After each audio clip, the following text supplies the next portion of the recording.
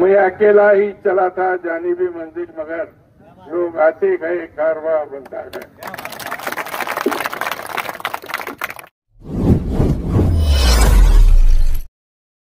29 जुलाई 2025 परभनी जिले के पाथरी तालुके में साबिका आमदार अब्दुल्ला खान उर्फ बाबाजानी दुरानी इनकी जेर क़ियादत में पाथरीकरों ने धड़क मोर्चा निकाला था, जो कि पूरे बाजार से होता हुआ डिप्टी कलेक्टर ऑफिस यहां पर पहुंचा। पाथरीकरों का यह आक्रोश मोर्चा जो गम गुस्से से भरा हुआ था और इस मोर्चे की क़ियादत आमदार बाबाजानी दुरानी कर रहे थे। तो इस मौके पर तमाम पाथरीकरों का भरपूर साथ सैकड़ों की तादाद में इस मोर्चे में मौजूद था। हाथों में अपनी शिकायतों के पोस्टर बैनर लिए नारेबाजी करते हुए पूरे मार्केट से होता हुआ ये मोर्चा डिप्टी कलेक्टर ऑफिस पहुंचा। तो यहीं पर आपको बता दें कि उप विभागीय अधिकारी जो कि डिप्टी कलेक्टर मैडम अभी रुजू हुए हैं, संगीता चौहान, इनसे आमदार बाबाजानी दुरानी और तमाम मोर्चे के जिम्मेदारों ने मुलाकात की और उन्हें अपनी तमाम परेशानियां जो शहरवासियों को जब से प्रशासक बैठा हुआ है तब से हो रही है उससे आगाह करवाया। उसी के साथ आपको बता दें कि इस मौके पर आमदार बाबाजानी दुरानी की क़ियादत में तमाम जिम्मेदारान मौजूद थे, जिसमें राजेश जी घोड़े महाराष्ट्र की बुलंद तोप मौजूद थे। उन्हीं के साथ में सुभाष अबा कोले, उन्हीं के साथ में Santosh Deshmukh, Dattarao Mayandade, Mujahid Khan sahab, doctor Rajendra Chaudhary, Juned Khan Durrani sahab, Narayan Rao Adhav, Mukhid Seth, Jagirdar, Shaikh Khurshid, Kalim Ansari, MM Moiz Ansari, Vishwadanand Varad, Prakash Katare, Sandeep Dattare, Hannan Khan Durrani, Malhar Kasbe, Dadarao Gaware, Pintu Seth Baheti, Sunil Unhade, Rajiv Pame, Shaikh Mustafa Tailor, advocate Malik Patel, Naeem Khan, Sikandar Tailor, Rinku Patil, Mahipal sarpanch और सैकड़ों हजारों की तादाद में पाथरीकर, जिसमें महिला पुरुष बच्चे शामिल थे। और इस मोर्चे का इख्तिताम डिप्टी कलेक्टर ऑफिस में हुआ, जहां पर deputy collector madam Sangeeta Chauhan इनको निवेदन देकर आमदार बाबाजानी दुरानी और जुनेद खान दुरानी इन्होंने तमाम मोर्चे में शामिल हुए पाथरीकरों का शुक्रिया अदा किया। और अब ये देखना दिलचस्प होगा कि deputy collector madam Sangeeta Chauhan इस मोर्चे को कितनी गंभीरता से लेती हैं और जो बुनियादी सहूलतें पाथरीकरों को मिलनी चाहिए वो उन्हें कितने जल्दी पहुंचा दिए। आप देखिए ये रिपोर्ट। आजच्या ऐतिहासिक मोर्चाचे माझ्यासोबत ज्यांनी आता मार्गदर्शन केलं असं आमचे तरुण सहकारी मित्र राजेशजी घोडे, ज्यांनी आपला मनोगत मानला असे मुजाहिद खासाब, डॉक्टर राजेंद्र चौधरी, विष्णुनंद वैराड, संदीप दासात्रे झालेले माझे तरुण मित्रांनो, मैं अकेला ही चला था जानिबी मंजिल मगर लोग आते गए कारवां बनता गया। मित्रांनो, आज आपण नगरपालिकेच्या भ्रष्ट कारभाराच्या विरोधामध्ये मोर्चा काढला। तुम्हाला असं जाणवत असेल की नगरपालिकेवर मोर्चा न आता हे डिप्टी कलेक्टर कार्यालयावर कशाला आला, कारण की प्रशासकाच्या रूपाने काम करणारे हे इथले बसलेले अधिकारी आहेत। प्रशासकीय कारभार यांच्या नेतृत्वाखाली चालतो।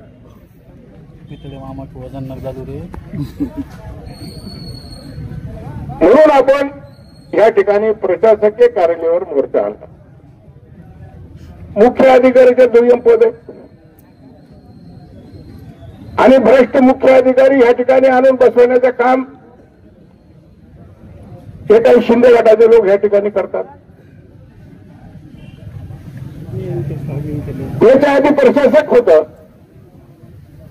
त्याचं नाव होतं लाहोटी. आठवतं की नाही तुम्हाला सगळ्या? शैलेश लाहोटी. कोळे साहेब, प्रशासकीय ठराव जर एखादा घ्यायचा असला आणि एखादे कार्यकर्ता म्हणला की मला निधी आणायचा आहे, तर 1 कोटीला 1% मागायचा, 1 लाख रुपये. ठरावला पैसे येतात तर माहीचा पता नाही त्याचं. फक्त आता आम्ही नगरपालिकेचा 35 वर्षामध्ये कारभार हाताळणार. हरिभाऊ काका आमदार होते, मोहन फळ माझ्या विरोधात एक आमदार होते, 15 वर्ष काका होते. कार्यकर्त्याने म्हणायचं की आम्हाला अमुक वार्डामध्ये काम करायचं, एक ठराव द्या, एनओसी द्या. आम्ही ताबडतोब तेच फक्त ठराव घ्यायचा. ठराव घेतल्यानंतर त्याच्यानंतर त्यांनी प्रोसिजर करायचं, निधी आणायचा. आणि निधी मिळते का नाही त्याचा काही भरोसा नाही. अशा परिस्थितीमध्ये असे अधिकारी बसतात. मी त्याची चौकशी करणार आहे. मी कागदपत्र गोळा करायलो, अर्धे कागदपत्र गोळा झाले. किती प्रॉपर्टी आहे लाहोटी? हो, याने जमिना घेतल्या पाथरीत, याने लेआउटचे प्लॉटिंग करण्यासाठी पार्टनरशिप मध्ये. माहिती आहे कोणाला? मानवत पाथरी. परभणीमध्ये 4 प्लॉट आहेत, त्याचे सासूच्या नावाने, त्याचे मेहण्याच्या नावाने. मोठी प्रॉपर्टी त्यांनी जमा केली. कोणाचं आहे काम ते प्रशासकाने या ठिकाणी पैसे घेतले, केलं नाही. हे असे माणसं आहे. एक माणूस मेलं याच्यासारखा, लाहोटी सारखा ईश्वराच्या दरबारात गेलं, भगवान के पास. उसको पूछे भगवान ने कि भाई तेरे पाप और पुण्य तो बराबर है, तेरे को कहां जाने का है, स्वर्ग में के नर्क में? तो ये लाहोटी जैसा आदमी बोलता जहां 4 पैसे मिलते मत आ. पैशासाठी नरकात जाण्याची तयारी आहे माणसाची. असे माणसं. आता हे मॅडम या ठिकाणी बसलेले आहेत. आम्ही याला खिडक्या खोलून आमच्या घोड्याने सांगितलं की तुम्ही प्रशासक म्हणून जर जबाबदारी व्यवस्थित, आमच्या पाण्याचा प्रश्न, आमच्या स्वच्छतेचा प्रश्न, लोकांच्या घरकुलाचे हप्ते व्यवस्थित तुम्ही टाकत असाल तर तुम्ही प्रशासक म्हणून काम करा. नाही तर काही गरज नाही तुम्हाला प्रशासक म्हणून राहण्याची. काय आवश्यकता आहे? तुम्ही डिप्टी कलेक्टर आहे. तुम्ही मुख्याधिकाऱ्यांच्या पाठीवर मारून द्या सगळं. प्रशासक कशामुळे राहायचं आहे तुम्हाला? अनेक नगरपालिकेला प्रशासक नाही, मुख्याधिकारी प्रशासक. सेलू नगरपालिकेमध्ये मुख्याधिकारी काम पडतं प्रशासकाच्या रूपाने. बऱ्याच ठिकाणी मानवतमध्ये प्रशासक नाही, मुख्याधिकारी काम करते प्रशासकाच्या रूपाने. तुम्हाला इथंच काय करायचं? आणि जर तुम्हाला करायचं आहे तर मग लोकांची जबाबदारी तुम्ही स्वीकारा. आम्ही नगरपालिकेत असताना आम्ही इतिहासात म्हणजे आम्ही कधी स्वप्नात विचार केला नाही की आम्हाला नगरपालिकेच्या भ्रष्ट कारभाराच्या विरोधात मोर्चा काढावा लागला. माझ्या आधी विष्णू वैराणे या ठिकाणी आठवण करून दिली. ज्यावेळेस गोदावरीच्या पात्रामध्ये आपला बंधारा ढालेगावचा झाला नव्हता, ते कालखंडामध्ये असं पाणी टंचाई आली. RR पाटील पाणी पुरवठा मंत्री होते. आपण जायकवाडीचा पाणी पाथरी शहरासाठी स्पेशल आणला आबा असताना, आणि त्या ठिकाणी पाथरी वाचायला आपण ते कालखंडामध्ये पाण्याची टंचाई असताना 3 दिवस अडचणी. डॉक्टर चौधरीने आठवण करून दिली.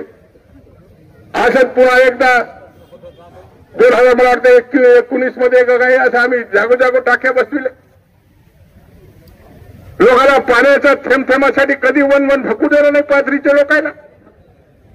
कारण की पाथरीच्या लोकांनी कधीही नगरसेवक पाहून मतदान केलं नाही, माझ्याकडे पाहून मतदान केलेलं. आणि डॉक्टर साहेब तुम्ही म्हणाले अलिबाबाच्या अलीचं बीसी चोर आहे.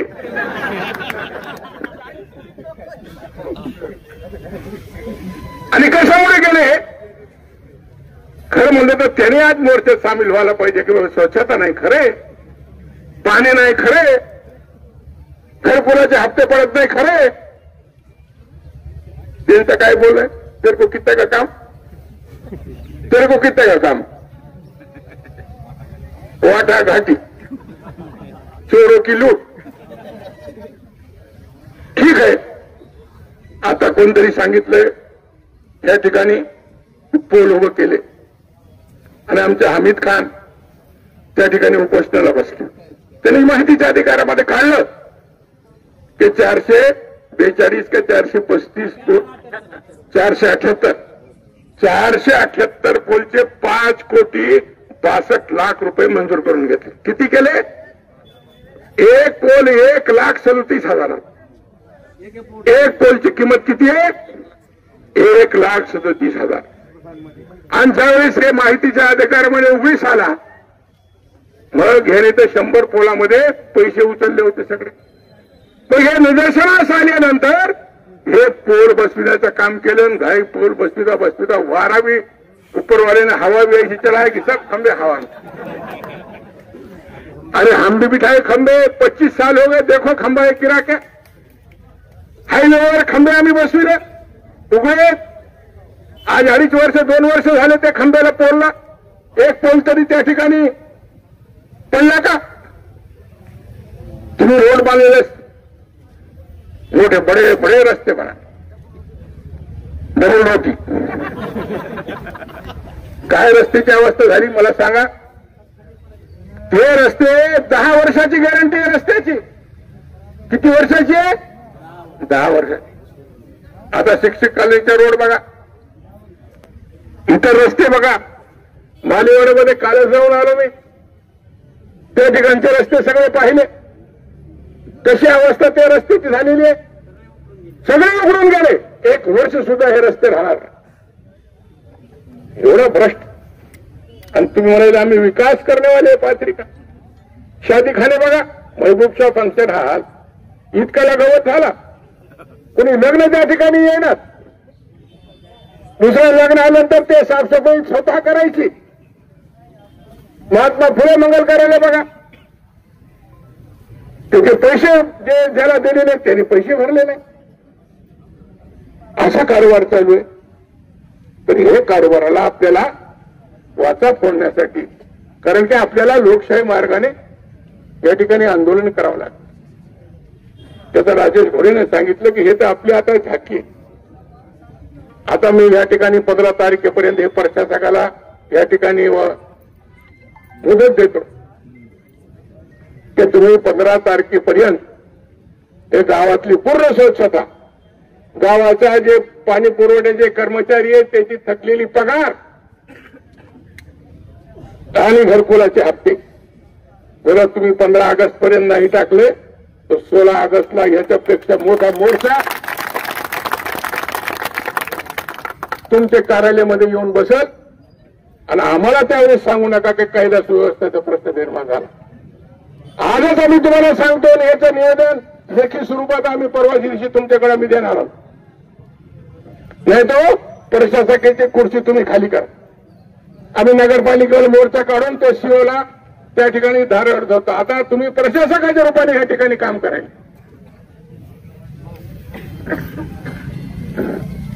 तुम्हाला आपल्याला भविष्यामध्ये आपल्याला किती घरकुल आणले हो. एक माणसाला आपण त्याच्या आईच्या नावाने, त्याच्या बापाच्या नावाने 2-2 घरकुल एक जागेवर आपण त्याला लोकांनी बांधले. त्या ठिकाणी त्याला घरकुलाचे हप्ते टेकले. 1,62,26 मला आकडा आठवत नाही ते पैसेचा. तेवढे पैसे घरकुलासाठी आम्ही मराठवाड्यात नंबर 1 आहे घरकुलावर. एवढे घरकुल मंजूर करून आणले आम्ही.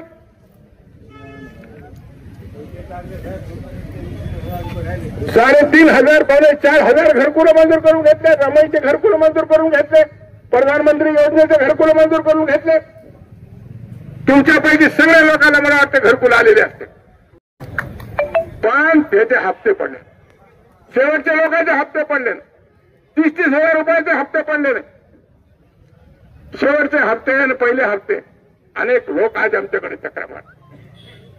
तुम्ही कारोबार घेतलं तो कारोबार करणं गावाचा व्यवस्थित. कोणाच्या विरोध आहे? काय गरज होती आम्हाला मोर्चा काढण्याची?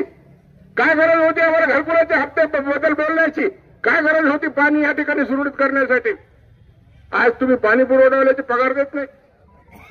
हे ज्या परिस्थिती निर्माण झालेली आहे हे केवळ काही इथं राजकीय लोकांचं वरदहस्त यांच्या पाठीमागं असल्यामुळं आज हमीद सारख्या आता अनेक वक्त्यांनी या ठिकाणी व्यक्त केलं की त्याला तडीपार आम्ही हायकोर्टात त्याच्या 30 तारखेला सुनावणी आहे.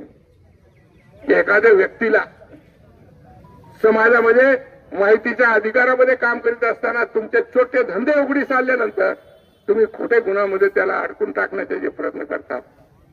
ठीक आहे, आज तुमच्या सरकार काहीतरी आहे म्हणून त्या ठिकाणी असं चुकीचे करतात. पण प्रशासनाला मी या ठिकाणी सांगू इच्छितो की कृपा करून असं चुकीचे कामं कुणाच्याही दबावाखाली करायचं काम करू नये. विशेष करून हे प्रशासकाला सांगतो. मी ह्याला सूचना दिली होती की राजकीय दृष्टीने हे सगळे कारोबार चालू आहे आणि तुम्हाला या ठिकाणी अजून आम्हाला मोठमोठाले आंदोलन करायचे असेल तर चुकीचे कामं तुम्ही बंद करता. तुम्ही जे खरं आहे ते खरं करा आणि जे खोटं आहे ते खोटा करा. अशी परिस्थिती आज शहरामध्ये निर्माण केली. अनेक वर्षे शहरामध्ये गणपतीचे जुलूस झाले, ईद झाली, बकरीद ईद झाली, रमजान झाले, दिवाळी झाली, दसरा झाला, आंबेडकर जयंती झाली, महात्मा फुले जयंती झाली, तुमचे अण्णाभाऊ साठे जयंती आता आहे. कधीही पोलीस बंदोबस्त आम्ही 90 पर्यंत लागू दिला नाही. 95 पर्यंत हे शहरामध्ये विदाऊट पोलीस बंदोबस्त गणपतीचं विसर्जन आम्ही केले. इतकी हिंदू मुस्लिम एकोपा हे शहरामध्ये आपण जपून ठेवलेली आहे. अनेक व्यापारी आम्ही पाथरी शहरामध्ये बाहेरचे या ठिकाणी आणले. इथं पाथरी शहराचा असा वापर होता की मुसलमानाची वस्ती आहे, या ठिकाणी हिंदूला संरक्षण मिळणार नाही म्हणून बाहेरचे व्यापारी येत नाही. पण अनेक व्यापार संकुलन बाटले. पंचायत समितीचे संकुलन असेल, बाबा टावर असेल किंवा नगरपालिकेच्या शॉपिंग सेंटर असेल किंवा मार्केट कमिटीचे गाड्या असतील त्या ठिकाणी व्यापाऱ्याला आम्ही त्या चालना देऊ. आणि आज पाथरी एक नवीन शहराच्या रूपाने पाथरी शहरामध्ये या ठिकाणी बाहेरचे ग्रामीण भागाचे आणि इतर भागाचे मानव सेलू आष्टी या भागाच्या लोकांना संधी मिळाली. आज आपण जनावरांच्या बाजाराबरोबर आज जनावरांच्या कृषी बिरादरी हरताल केली. त्या ठिकाणी बजरंग दलाचे काही लोक, काही अधिकारी, पोलीस अधिकारी त्या ठिकाणी त्रास देतात. अशा परिस्थितीमध्ये सुद्धा आज सबंध महाराष्ट्रामध्ये शेतकरी त्रस्त झाला. आज त्यांचे जनावर कोणी खरेदीला तयार नाही. अशी परिस्थिती आज राज्यामध्ये निर्माण झाली. मोठा जनावरांचा बाजार आम्ही पाथरीत सुरू केला. भाजीपाल्याचा मोठा बाजार सुरू केला. मोठे साहेब 1 कोटी रुपये रोजचा आमचा रोजचा पाथरीमध्ये भाजीपाल्याचा बीट होते. 1 कोटी रुपये 70-80 लाख रुपये आता सध्या याल. म्हणजे एवढी उलाढाल पाथरीमध्ये रोजची होत. बाहेरचे मोठे प्रमाणावर व्यापारी भाजीपाला या ठिकाणी येतात. सकाळी आरत निघत 20 आरत्या आणि पाथरी, आष्टी, परभणी, सोनपेठ, मानोस, सेलू हे परिसरामध्ये सगळं भाजीपाला जात. अनेक लोकांना रोजगार मिळाला. अरे तुम्ही काय केलं? अनेक धंदे आम्ही जे शौचालय बांधले तुम्ही तसं बांधू शकत नाही. असे शौचालय बांधले गेले तर तुम्हाला वाटतं की जाऊन आता हागूनच जावं.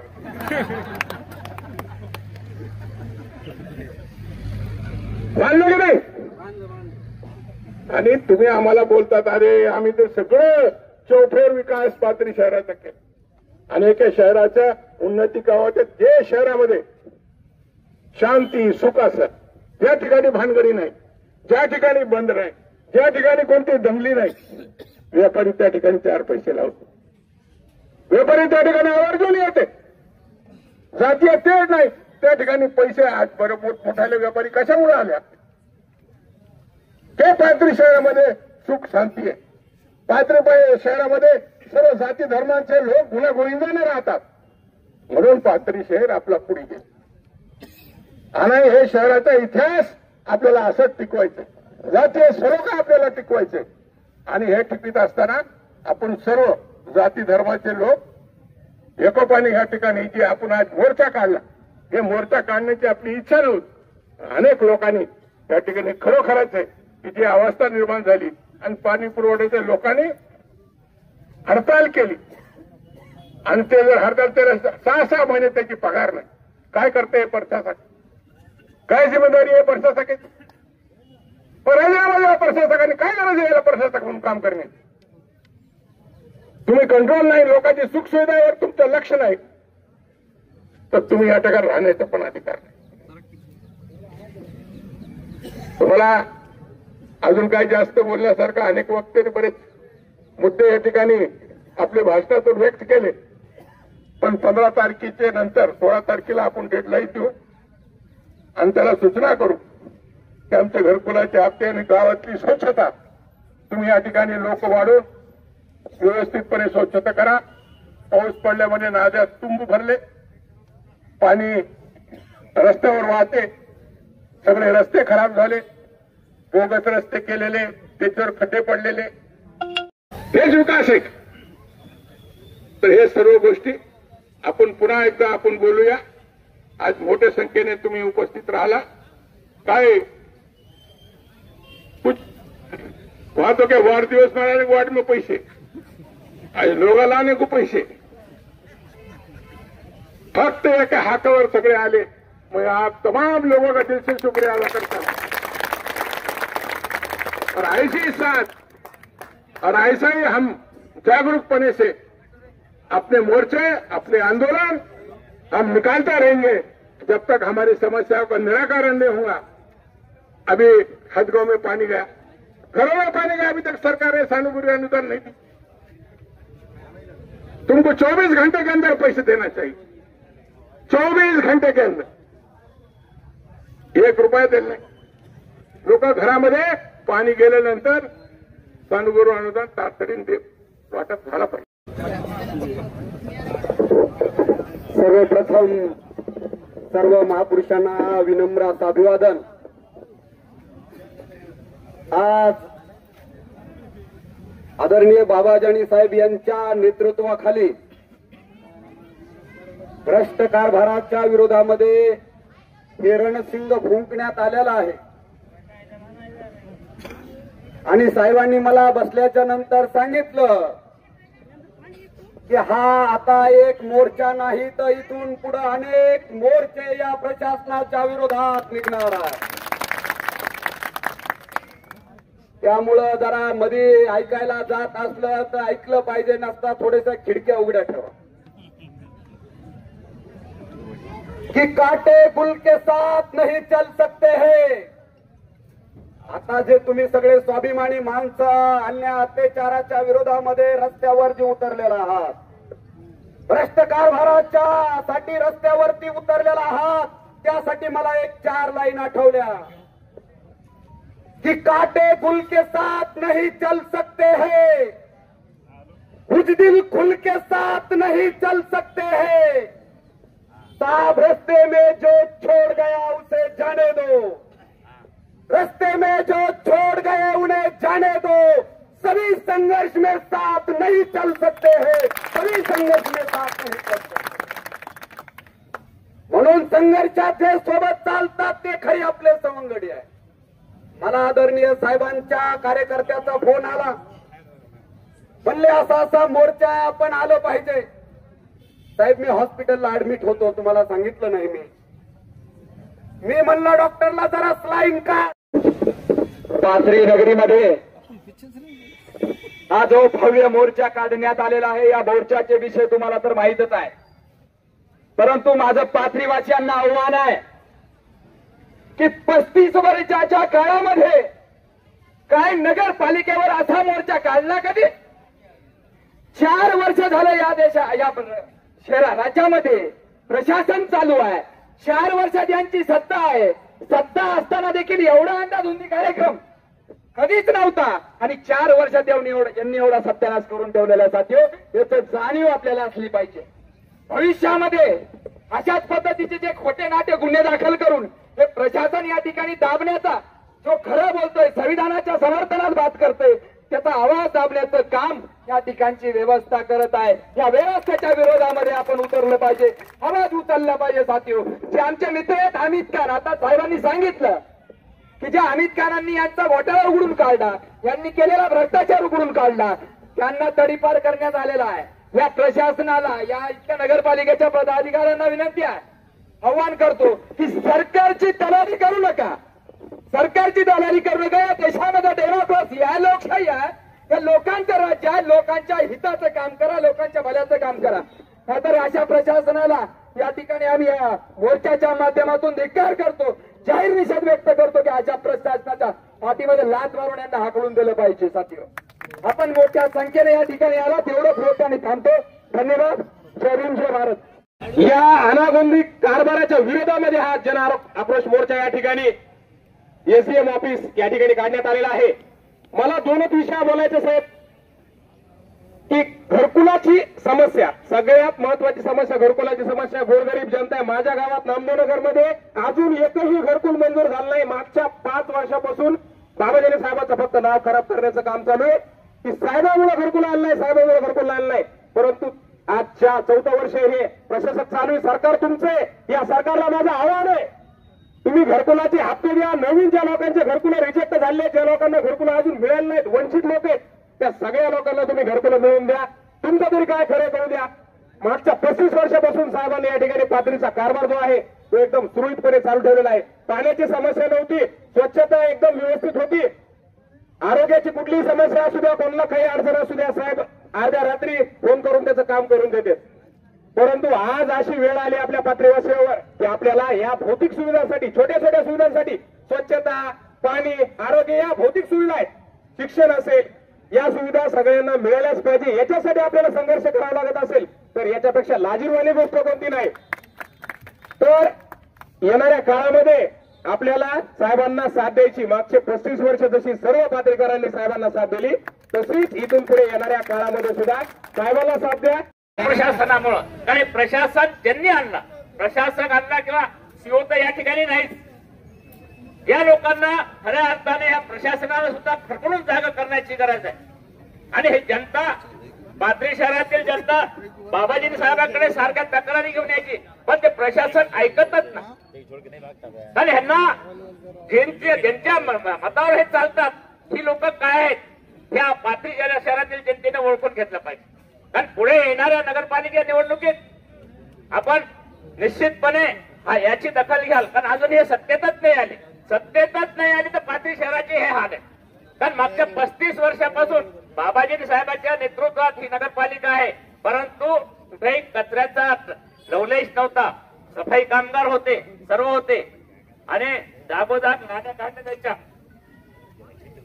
नाल्या काढल्या जात होत्या, पाणी पुरवठा व्यवस्थित होत होता, स्वच्छ पाणी पुरवठा व्हावा याकरता पाणी पाईपलाईन सुद्धा साहेबांच्या काळातच झाली. आणि सर्व करीत असताना आजच काय हा प्रकार घडला. कारण ही लोक जी आहेत, ही नगरपालिका आज चालवत आहेत, जर त्यांच्या ताब्यात जर नगरपालिका आली तर तुम्हाला तुमचं आमचं काय होणार. कारण ही सगळी चोरं जी साहेबाकडे होती, साहेबासोबत असताना ती दोनशे लफंगे ज्यांच्यापासून खऱ्या अर्थानं ह्या जनतेला त्रास होता, आज तीच लोक अलिबाबा बदलून ती 40 चोरं तिकडे गेलेले आहेत. आणि म्हणून या लोकांना, या 40 चोरांना जर वटणीवर आणायचं असेल आणि पाथरी शहराचा कारभार आणि आपल्याला जनतेला जर काही त्रास होऊ द्यायचा नसेल, आता या लोकांनी जो प्रशासक आणला, या प्रशासकांना त्यांच्या गुत्तेदारीच्या बिलावर सही करता येते, पण घरकुलाच्या बिलावर सही करता येत नाही. या ठिकाणी घरकुलाचे पैसे लोकांना मिळाले नाहीत, लोक त्रस्त आहेत. घरकुला पूर्ण करून सुद्धा लोकांना घरकुलाचे पैसे मिळत नाहीत. आणि प्रशासक जे येतात, ते प्रशासक त्यांच्या गुत्तेदारीच्या बिलावर सही करू शकतात, पण या गरीब लोकांच्या घरकुलाच्या पैशावर सही करू शकत नाहीत, त्यांच्या बिलावर सही करू शकत नाहीत. म्हणून ह्या प्रशासनाला खडखडून जागा केलं पाहिजे. आणि आज आपण त्यामुळं बाबाजी साहेबांच्या नेतृत्वाखाली आपण या ठिकाणी आलो.